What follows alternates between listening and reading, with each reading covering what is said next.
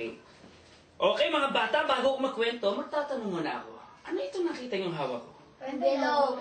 Ano ang kadalasang laman ng envelope? Pera. Ano pa? Letter. Ano pa? Picture. Pwede ba yun? Ayan. Pakinggan niyo itong kwento ko. Tungkol sa isang matanda na wala siyang ipinagmamalaki kundi ang kanyang anak. Ang sabi niya, yung apo ko, matalinong bata yun. Nung siya'y kinder, nag-aral, graduate siya, valedictorian. Grade 1, first honor.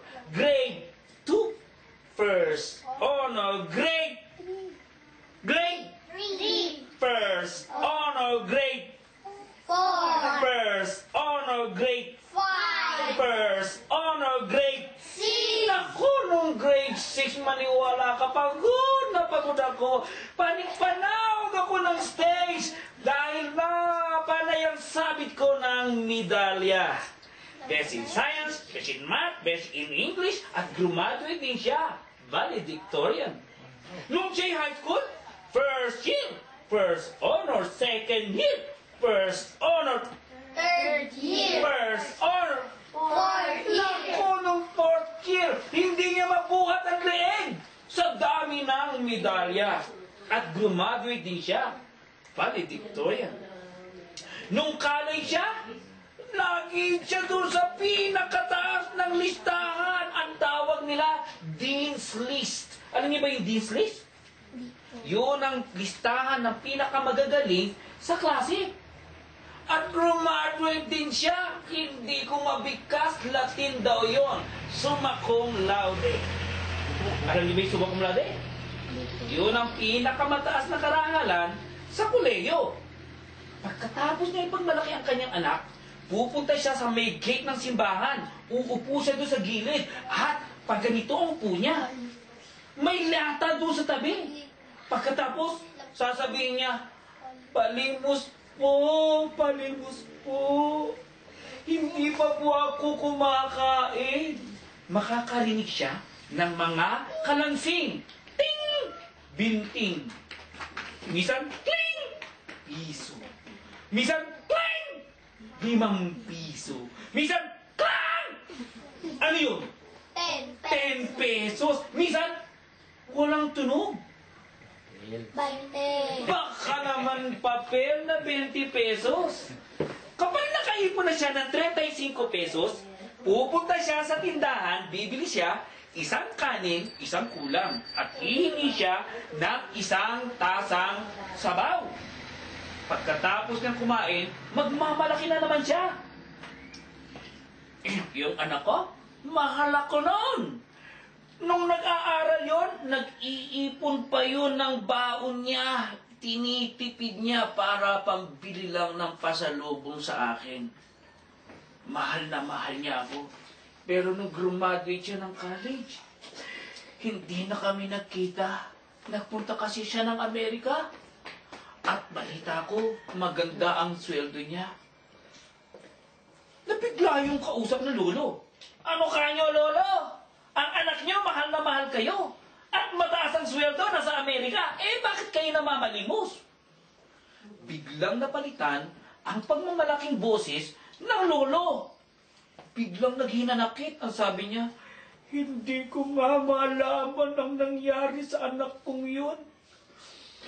Panay lang sulat at puro na lang kwento. Wala namang pinadadalang pera. Lo?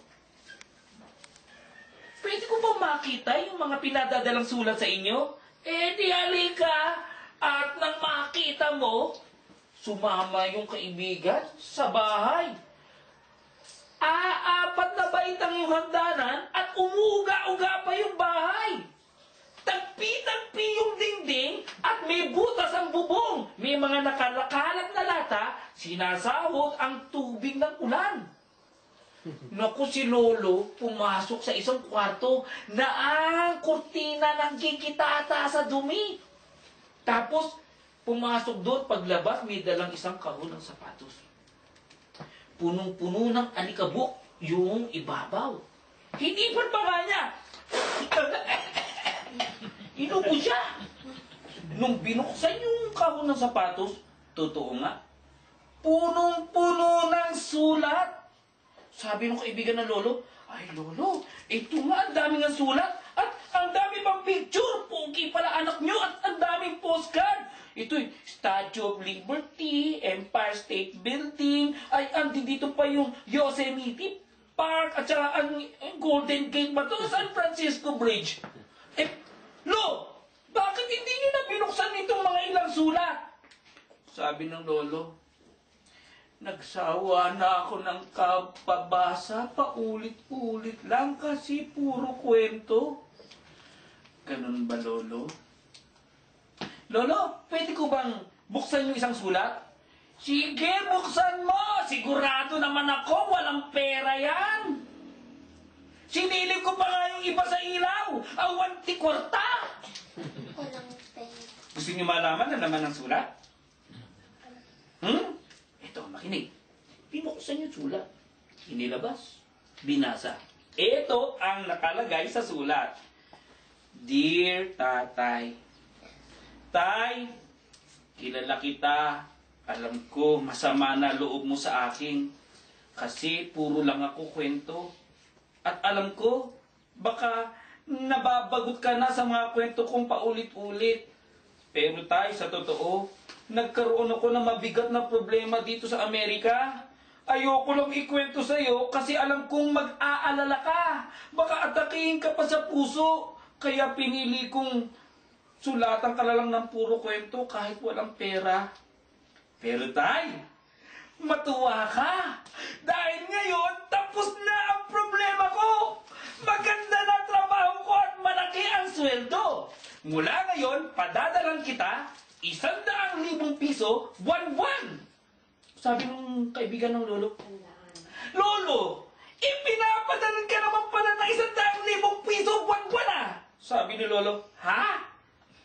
Tay, kaibigan ko manager ng bangko dyan sa bayan. Pakita mo lang ang ID mo. Bibigyan ka ng 100,000 buwan-buwan. Lolo, kailangan mo lang ID.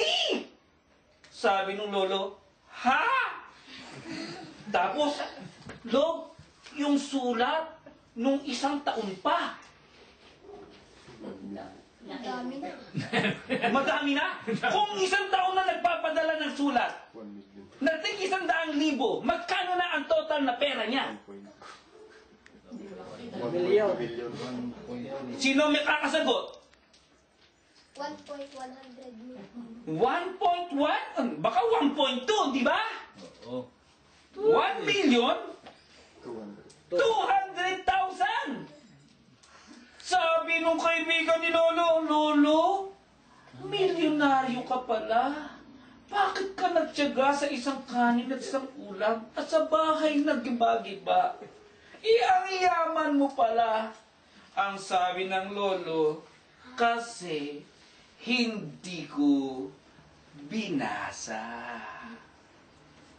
Alam nyo, ang Panginoon, meron ding sulat. Maraming nabubuhay sa takot, maraming nabubuhay sa agam-agam at pag-alala.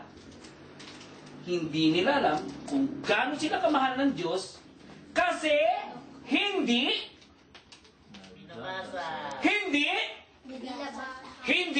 Binabasa. Palakpakan natin ang Panginoon.